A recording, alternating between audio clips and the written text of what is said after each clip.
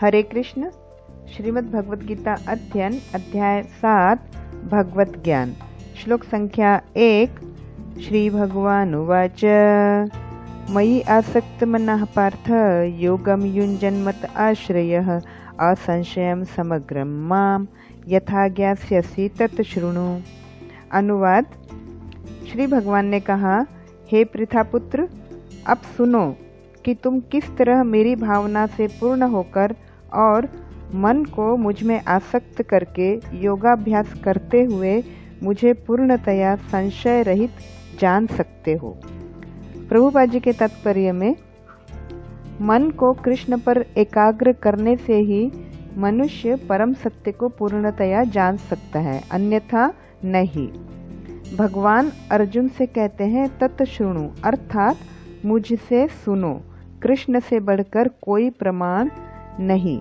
अतः श्री कृष्ण से या कृष्ण भावना भवित भक्तों के मुखों से सुनकर ही कृष्ण तत्व को जाना जा सकता है। श्लोक संख्या 2। ज्ञानम ते अहम स विज्ञानम इदम वक्ष्यामि अशेषतः यत् ज्ञात्वा न इह भूयः अन्यत् ज्ञातव्यम अवशिष्यते। अनुवाद। अब तुमसे मैं पूर्ण रूप से व्यवहारिक तथा दिव्य ज्ञान कहूँगा। इसे जान लेने पर तुम्हें जानने के लिए और कुछ भी शेष नहीं रहेगा।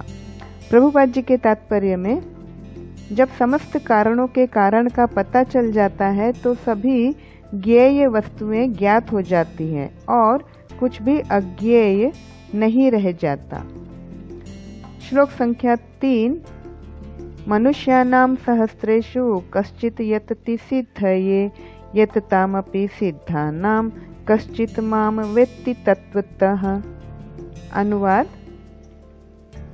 कई हजार मनुष्यों में से कोई एक सिद्धि के लिए प्रयत्नशील होता है और इस तरह सिद्धि प्राप्त करने वालों में से विरला ही कोई एक मुझे वास्तव में जान पाता है। प्रभुपाद जी के तात्पर्य में भगवान की भक्ति किए बिना कोई भगवान को तत्वतः नहीं जान पाता, भले ही वह महान विद्वान या दार्शनिक क्यों न हो।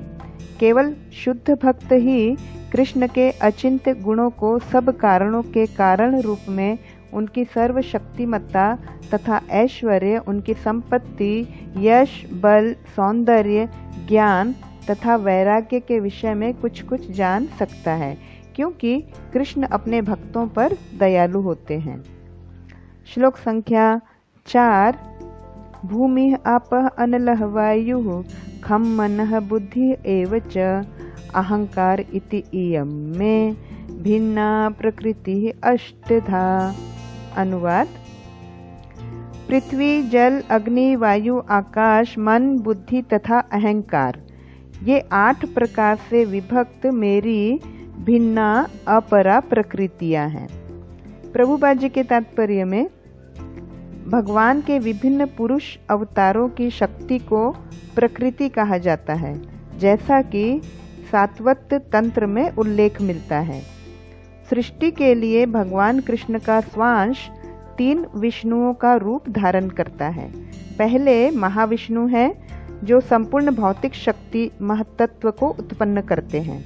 द्वितीय गर्भोदक्षायी विष्णु हैं जो समस्त ब्रह्मांडों में प्रविष्ट होकर उनमें विविधता उत्पन्न करते हैं।